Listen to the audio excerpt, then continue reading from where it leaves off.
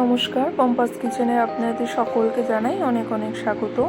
আজকে আমি নিয়ে আসলাম মায়াপুরের বিখ্যাত ভেজ বিরিয়ানি রেসিপি।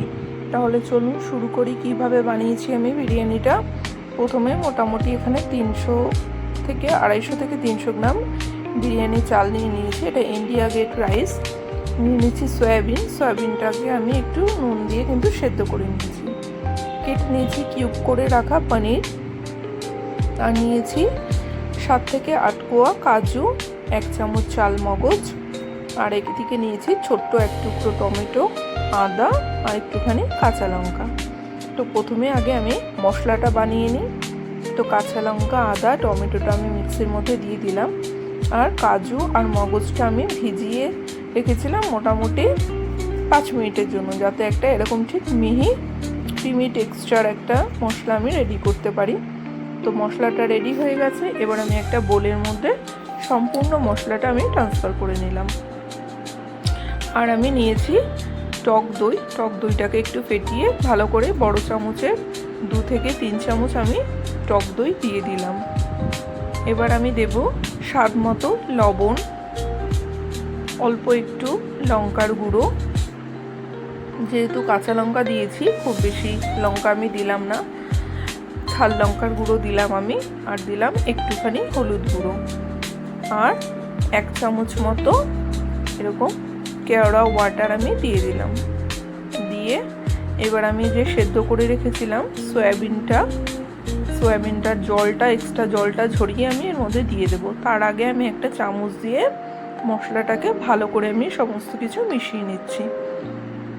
তো ভালো করে মিশিয়ে নেওয়ার পরে সেদ্ধ করে রাখা সয়াবিনটা আমি দিয়ে দেবো। সয়াবিনটা দিয়েও আমি একটু ভালো করে নাড়িয়ে নেব।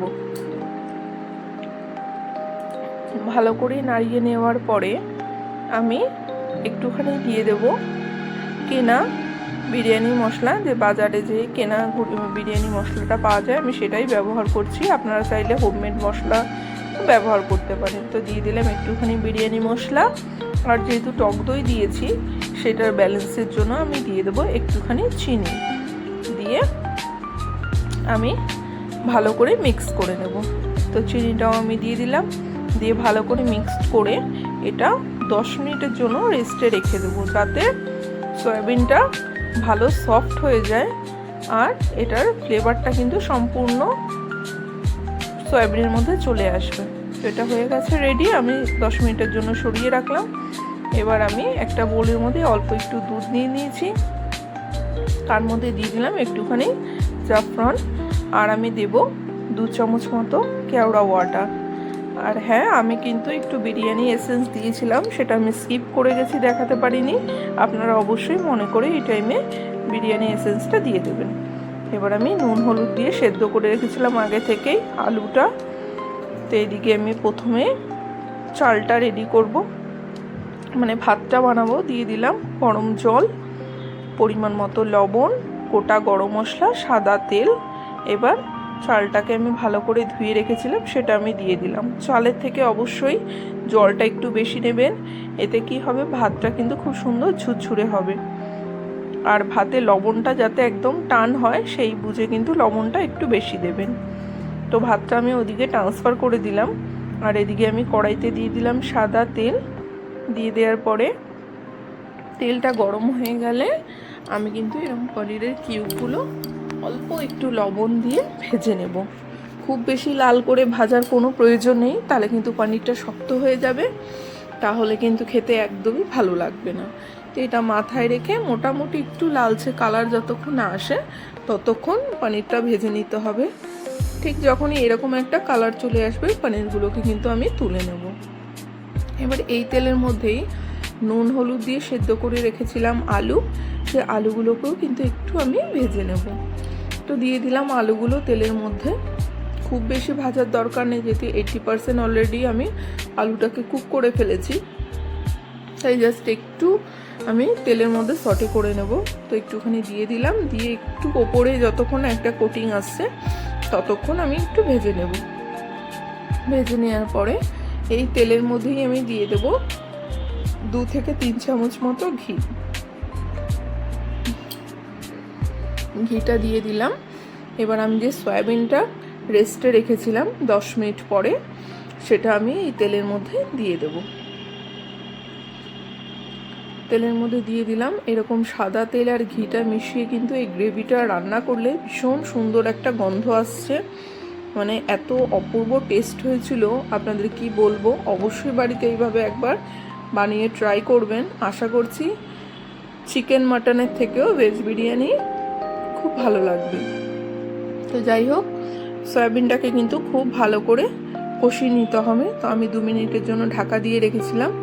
দেখুন সাইড থেকে কিন্তু তেল ছাড়া শুরু হয়ে গেছে। খুব ভালো করে আমার সয়াবিনটা কষানো হচ্ছে।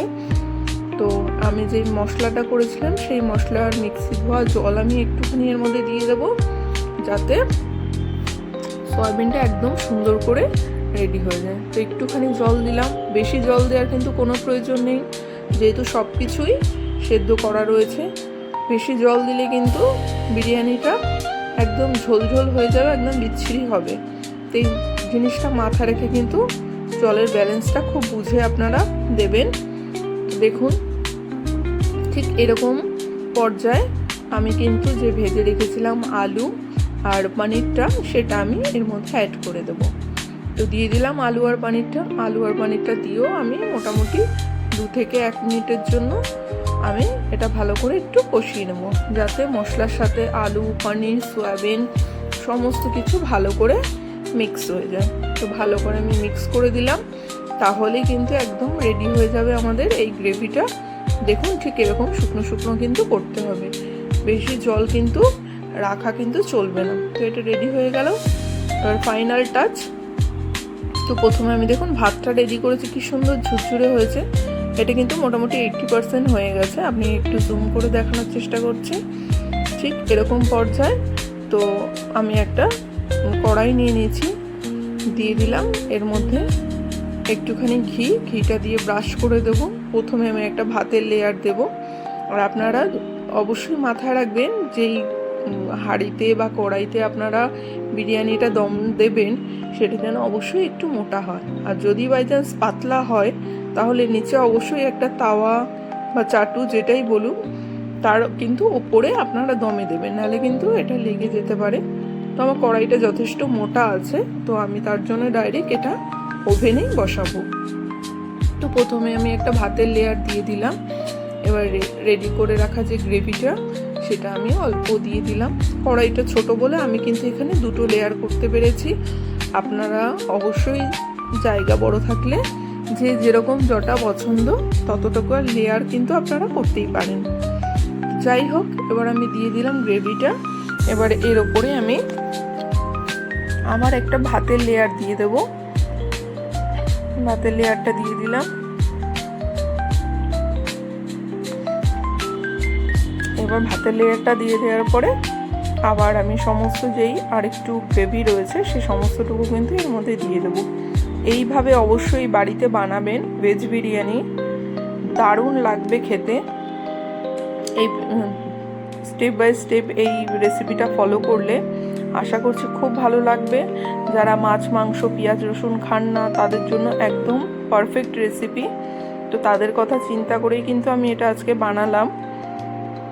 এবার আমি ওপরে লাস্ট এই ভাতের লেয়ারটা আমি দিয়ে দিলাম। দেখুন ভাতগুলো কিন্তু খুব সুন্দর ঝরঝরে হয়েছে, একদম একটার সাথে একটা লেগে যায়নি। তো আমি একটু হাত দিয়ে এটাকে সেট করে দিলাম।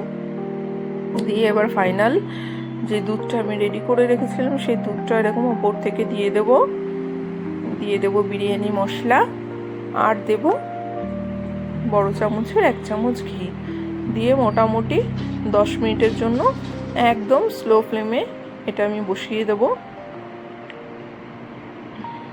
দেখুন একদম কিন্তু পারফেক্ট, একদম লেয়ার রেডি হয়ে গেছে। এবার আমি 10 মিনিট পরে সার্ভ করে আপনাদের দেখাচ্ছি বিরিয়ানিটা কেমন হয়েছে। এবার দেখুন আমি সার্ভ করে দেখাচ্ছি, কত সুন্দর একটা কালার এসছে। এটা খেলে একদম চিকেন মাটনের বিরিয়ানি ভুলে যাবেন, এত সুন্দর টেস্ট হয়। অবশ্যই কেমন লাগলো, ভালো লাগলে একটা লাইক করে দেবেন। আবার ফিরে আসবো নতুন নতুন ভিডিও নিয়ে।